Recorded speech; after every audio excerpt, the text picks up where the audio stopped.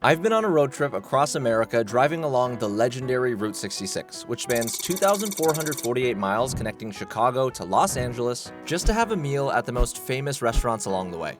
Yesterday, my buddy Jim and I officially made it to the halfway point, eventually ending the night in Flagstaff, Arizona. And in today's episode, we finally make our way into California, stopping at some very interesting spots along the way. Welcome to the finale of the Route 66 road trip. Good morning, Jim. Good morning. Getting up today actually wasn't too bad. We both made the executive decision to sleep in a little bit, just so we have enough energy to finish this road trip. I took a quick shower, brushed my teeth. Jim and I even took time to do some stretches.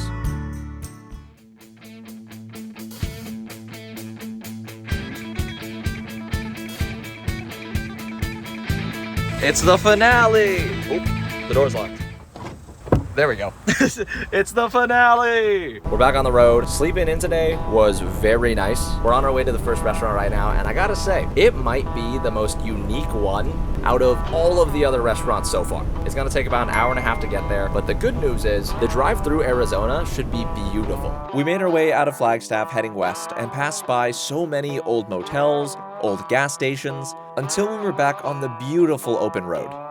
I hate that my phone doesn't do it justice. I know, right? Now real quick, I may have said this a few times on the trip already, but this part of the drive has to be the most interesting so far. We went through some adorable Route 66 towns like Williams, Arizona, that was filled with historic landmarks everywhere. Unfortunately, we also drove through a few small towns that looked completely run down, but very clearly used to thrive when the route was more popular.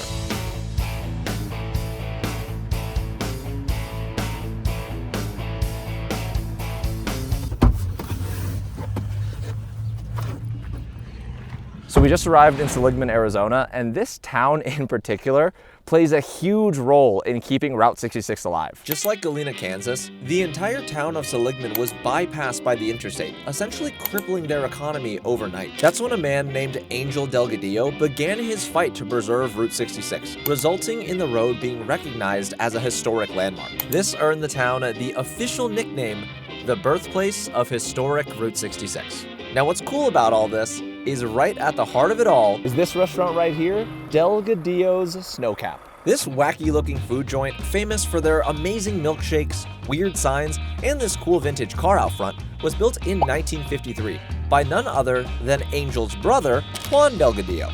Even after Seligman was practically abandoned, this restaurant stayed open and became one of the last sparks keeping Route 66 alive. I did a little research on the way over here, and it turns out this restaurant was also a huge inspiration for the movie Cars. Back in 2001, Pixar's creative team actually visited Seligman for the first time, where they met both of the Delgadillo brothers. Hearing their story and seeing the strange but fun look of the restaurant helped influence the quirky aesthetic and story of Radiator Springs, along with funny characters like Ramon. I didn't know that before picking to come here, but now that I do, I'm even more excited to check this place out. Also, another little fact about this place, this restaurant is actually gonna be the first one we visited that isn't your usual table service. I'm pretty sure you just walk up to a counter and order your food, which honestly I like because it feels a little different. Now I've heard that thanks to Juan's humor, apparently everything at the Snowcap is kind of supposed to be a joke, but I didn't really get what that meant until I tried to open the front door. Oh, it's the wrong side. I'm so dumb. And if you thought that was weird, the inside of this place is even more chaotic looking. Walls are jammed with postcards, stickers, random souvenirs. There was a lot going on. Hello. Yes, please. Somehow the menu was even stranger than the decorations. I know this place is famous for their milkshakes, but as for the food, they had stuff like a cheeseburger with cheese, an oink burger. Their hot dogs have weird names, and I guess the employees also like playing pranks on the customers. Ooh. This is fun and all, but truthfully, after seeing how crazy this place is, I had no idea whether their food could actually be good or if this restaurant is more of a tourist trap. What food are we getting? I'll do the cheeseburger with cheese. Okay. I can do a hot dog? Hot dog short and fat or long and thin? That's a trick question. Short fat. We also got some milkshakes since apparently these are the best shakes in Arizona. Thank you. You're welcome. Let me get you guys some straws. God. Oh, Oh. it actually is straw. Are you strong? Thank you. You're welcome. Then we found a table outside to sit at while we waited for our food. All right, Jim. So I think it's pretty obvious. This place has the most unique vibe out of every single restaurant we've been to so far. I think this is the best, like, Route 66 stop on the trip so far. Really? Yeah. Even compared to the Midpoint Cafe? Midpoint was great, but I think this one is just a step above. Honestly, I love Midpoint Cafe, but I'm also gonna have to agree. Everything about this restaurant, this whole street that it's on, screams Route 66. And I guess that makes sense, especially since from here down, I think is like the longest stretch of preserved Route 66 in the entire country. I know you're supposed to eat your real food before you have dessert, but we're adults. So we're gonna try these shakes first. I got a peanut butter one. I got half hot fudge, half caramel. It's like drinking a sundae. I'm hoping. Let's try these things. Cheers. Cheers. Holy smokes. That is a good shake. It's like drinking a sundae. Is that exactly what you wanted? Yes, this is awesome. Now that we've confirmed they make very delicious milkshakes, I decided to get up and wander around a bit, maybe see what other weird, chaotic things this place has to offer. Behind the building, there's like this old car collection. I don't really know how to explain it. Let me just show y'all. Isn't this so cool? It's like a bunch of old Chevrolets. And also, they have eyes on them. I'm no detective, but I'm 99% sure that's a reference to the movie Cars. Oh yeah, this car's windshield literally says Cars. This place is so fun. Behind the restaurant, they also have a very strange outdoor restroom setup. I'm not exactly sure why there's a Care Bear in the middle of it. They have a little merch shop and this beautiful mural dedicated to Juan and his wife. After spending a few more minutes looking around and taking all of this in, the food has been acquired. I like it. It smells good. Jim, is this what you expected the food to look like? I mean, for like a roadside place, yeah. How do you feel about the little, I don't even know what this is. Smiley face potato guy? It's like a smiley fry. Look, mine's like, whoa. So I got their cheeseburger with cheese. I'm not really sure if it's any different than a regular cheeseburger. I'm pretty sure that's just their way of being funny. And then Jim, you got their, what is it? I got the short and fat dog. Nice. Enough chit-chatting. I am so hungry from the drive over. Let's give these a try. So I can confirm my cheeseburger with cheese does come with cheese. Jim, would you consider your hot dog short and fat? It is. It looks good. It's like a, side of the road hot dog stand. Cheers. Cheers.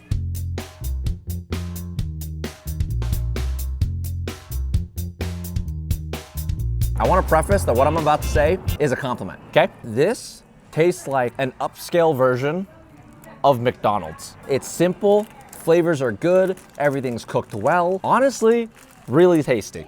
How's the dog? Exactly what you expect from a side of the road hot dog stand. It's like going to your neighbors for a barbecue, and this is the hot dog you get. This was definitely our simplest meal so far, but still tasty nonetheless. Let's find out what these are. Cheers. Cheers. First, you gotta do the face step. Oh, it's just like a really thick French fry. Yeah. Very potato-y. Once we finished our meal, I wanted to stretch my legs a bit and take a stroll, just so I could see what else this historic town has going on. It wasn't hard to see why this place got nicknamed the birthplace of historic Route 66, because the entire town kind of felt frozen in time. There were vintage cars scattered everywhere, quirky Route 66 gift shops on every block, and just when I thought I'd seen it all, I came across maybe the coolest thing ever. This entire stretch of the sidewalk is dedicated to cars. All along this entire block, every single vintage car that was parked had eyes. Some had teeth, and I'm pretty sure this is the exact model cop car the sheriff was based on. I thought I would only see something like this in Galena, but nope, it's here too. Earlier on this trip, in my opinion, Galena was the coolest town I visited, but man, Seligman is giving it a run for its money. Honestly, seeing things like this really makes me happy, especially knowing that the charity we're raising money for has already helped out this town in the past. The National Trust of Historic Preservation is honestly one of the main groups helping keep Route 66 alive, and their fund helps take care of and fix things like the actual road, helps fund the old restaurants and small businesses along the entire highway, and overall, just make sure that Route 66 will never be forgotten. I'd really love it if we could hit our donation goal of $10,000, so if you'd like to donate, the link is down in the description box below. I promise, every dollar makes a huge difference. This place is awesome. All right, Jim, our tour of the town and our meal at Delgadillo's is finally over. Are you ready for your score? Yes. All right, I'm gonna let you go first on this one. I'm giving it a 7.5. I mean, it was a 10 as far as Route 66 attraction stop. Awesome. But the food, I mean, it's like a side hot dog burger place. The shakes were good, though. So kind of even those two out, 7.5. Okay, honestly, that's fair. I'll probably go a little higher because I got to explore a little bit more of the town. I know the town's not technically supposed to be a part of the rating, but I'm going to break the rules a little bit and give Delgadillo's an 8. The history behind it, the vibe, everything about it, it's hard to give it lower than an 8 for me. This gives the Snowcap a decent score of 7.75 out of 10, but unfortunately also means it wasn't able to crack the top 3. Once we got back on the road, we continued to make our way out of Arizona and eventually crossed the California border. Kind of. So this is a dead end? It's a dead end. We have to turn around? Yeah. We followed Route 66. This is supposed to be the California border, but I think the route was so old that they discontinued this part. Now we need to turn around from where we are, hop onto the interstate, fully enter California, and then hop back on Route 66 from another entrance. That's how I understand it. I honestly thought entering California would feel cooler, but you know what? I'm gonna celebrate anyways. We're kind of in California! Let's go! Now that we've officially made it into California, the map began leading us through the southern part of the Mojave Desert. I wanted to get behind the wheel so Jim could fly the drone as we drove through this barren wasteland. I still can't believe how good this footage looks, and only using a bit of it kind of feels like a waste, so I think it's time for a montage.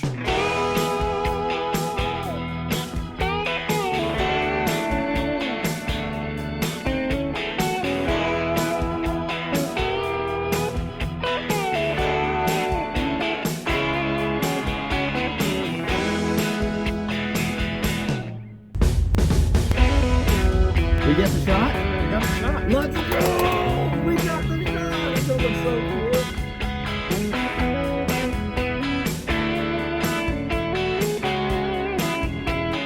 cool. Y'all, we have finally made it to Roy's Motel Cafe, arguably the most symbolic place on the entire Route 66. Built in the 1930s, back when Route 66 first came to life, Roy started out as just a gas station, grew into a cafe and motel, then basically became the main stop for anyone crossing the Mojave Desert. Now, unfortunately, the motel and the cafe are not in operation, so we can't actually eat anything here. But it turns out the gas station is still working.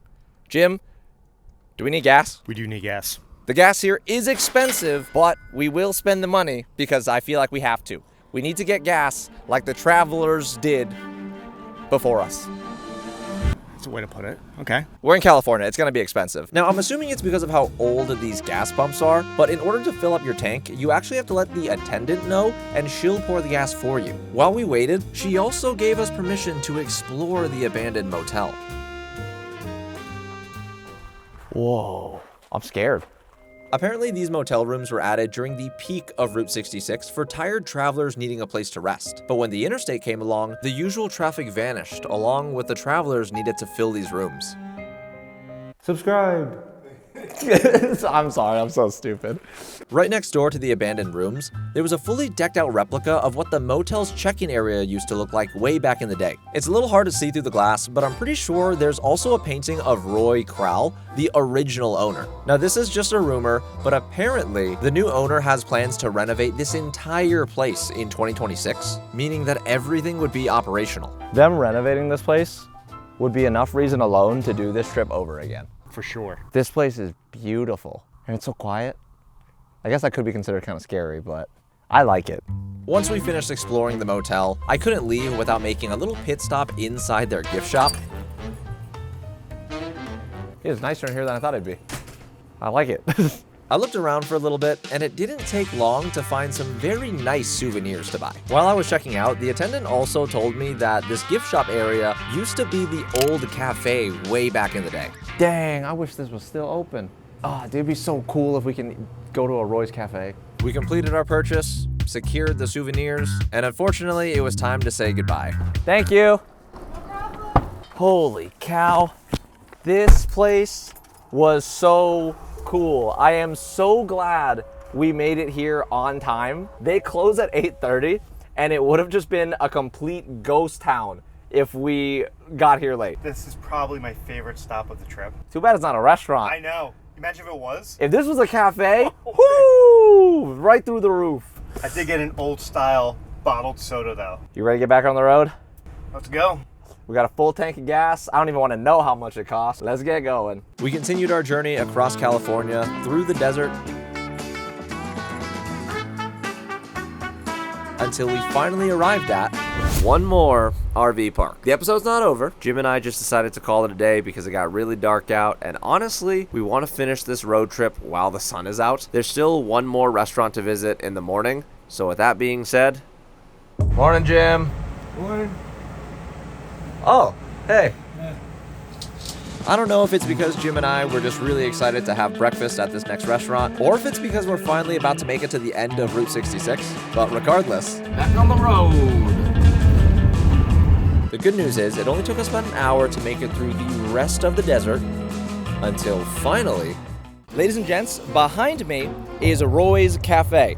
But wait, Dylan, I thought it was abandoned and, not functional anymore. It turns out there's actually an operating Roy's Cafe in Barstow, California, along Route 66. Although this cafe hasn't been around as long as the original, opening in 2017, it was built as a tribute to pay homage to the legendary landmark.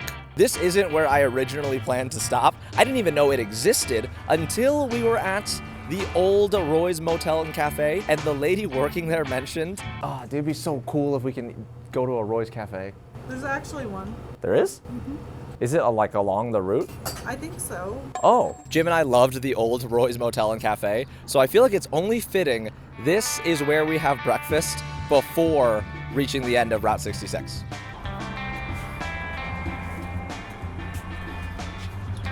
After you, sir?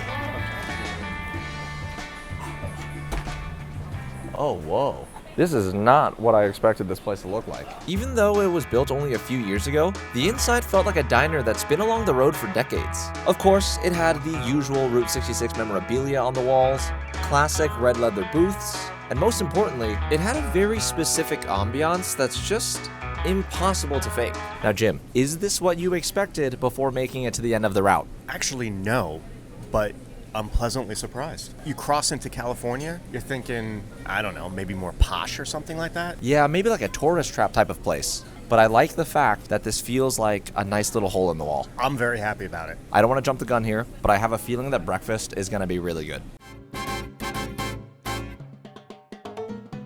So what's interesting about this menu is that while it's similar to a diner, they have the usual diner food, a few of the dishes actually have like a Mexican-American style twist to it. Being that we're in California, that does make a lot of sense. And honestly, a lot of things on here look really good. I feel like I'm gonna have a pretty difficult time choosing what to get. You got any ideas? So I'm torn. Do you get like the regular traditional breakfast that they have on here? Or do you get something that's off the wall specialty just because of who they are? I always lean towards something that you can only get here. Yeah. So I think that's the direction I'm gonna go. But hey man, you do you. You're your own man. It took us a while to make our decisions this time, especially because this would be our last meal on Route 66. And I really want it to be good. Were you guys ready to order? I think so. I have a few questions though. There's three things that look good to me. The chilaquiles, the huevos, and the, is that, how do you say it? Machaca and egg? Yeah, that too. Out of those three, which would you get? The machaca and egg. For sure? Okay, Yeah. I'll get that then. Along with ordering food, Jim decided he also had to get a nice big old glass of chocolate milk. It's like I'm drinking a sundae. Cheers. That's a good coffee. You like your chalky milk? Mm-hmm. Now, what makes me really excited to eat here is the fact that although this diner is based on the OG Route 66 landmark, the restaurant itself is family run, which means the food should taste like a home-cooked meal. Ooh, our food has arrived. This looks delicious.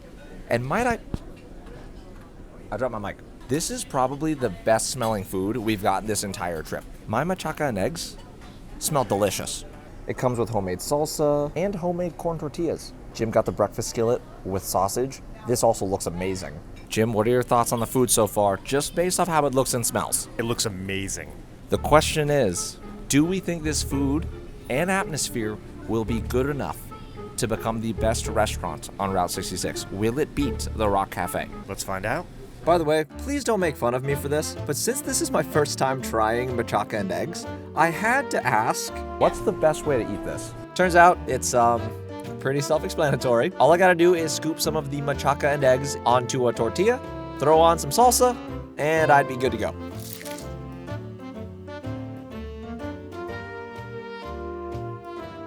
Once I got my first bite in, it was Jim's turn to try his special breakfast skillet. Jim, what are your thoughts? So I'm usually just a normal breakfast person. This, though, their hash browns are amazing in this. Bell peppers, onions, everything just combined together, and then the sausage on top of that. Awesome. Jim is in love with this breakfast skillet. I am. As for these machaca and eggs, I don't even know how to describe them. They're so savory. The salsa plays a huge role too. It's got a nice little kick to it. It's a little tangy. And if I'm being honest, I still don't know what machaca is. Jim just told me he normally doesn't eat breakfast. You think if you could eat this every day, you'd start eating breakfast again? If I lived next door to this place, we'd have a problem. He's crushing it. I am. We still have to try the dessert, but I'm going to say it now. The actual breakfast is giving the Rock Cafe a run for its money. We'll see how the scores end up, but that's where my head's at after just taking a few bites of this. That's so good. Now this usually doesn't happen, but as we continued to eat, a wave of nostalgia kind of rushed over me. I don't think I've ever talked about this on camera, but growing up, I spent all of my summers as a kid at my grandparents' house in California, and we ate a lot of Mexican food. This is the exact type of place that like my family and I would go to when we lived in California. It was always restaurants like this. It was always the guy pushing a elote down the street. I miss that man. I think I miss him more than my dad. That's not making the cut, that was funny. Keep that in. I'm probably editing this part. Dylan, future Dylan, cut that out. After finishing up the rest of our entrees, we took a look at the dessert menu and decided we wanted to end our meal with something fun. Cheers.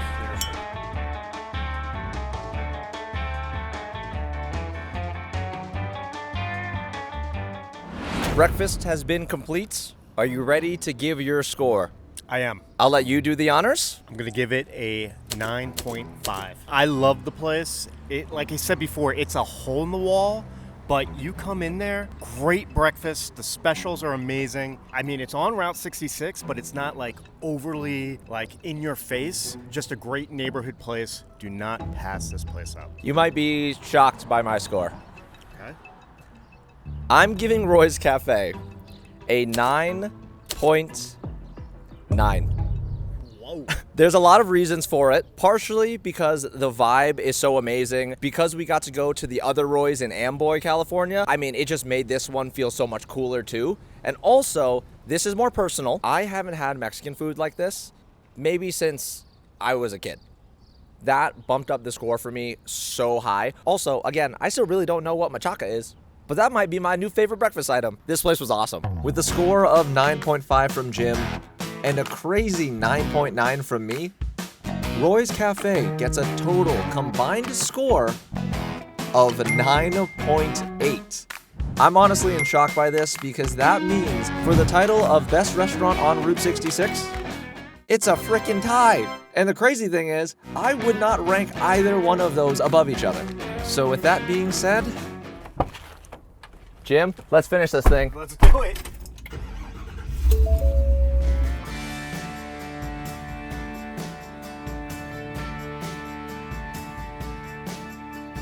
As we made our way through the rest of sunny California, the closer we got, the more I couldn't believe that this road trip was coming to an end. I really had no expectations going into this since I've never done anything even remotely similar. But now, I can honestly say this is a trip I'll never forget.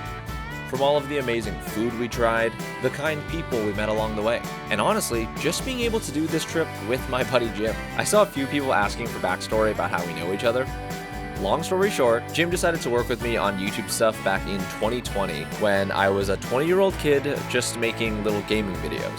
From that point on, he's been helping with all of these real-life videos ever since. Truthfully, I'm still not sure why he took a chance to work with me on all of this stuff, but this trip literally would not have been possible without him.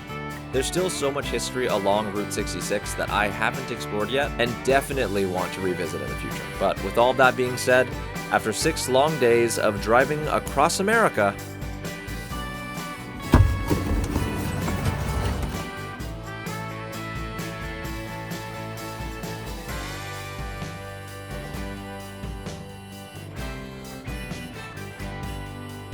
we finally made it to the end of Route 66. We did it. Now what? Alright, we get food? To end things off, I want to say thank you so much everyone for supporting the series. This is the first time I've done something like this, and I promise it definitely won't be the last. I really do hope these videos inspire someone to take this trip themselves, because trust me, we definitely got our kicks on good old Route 66.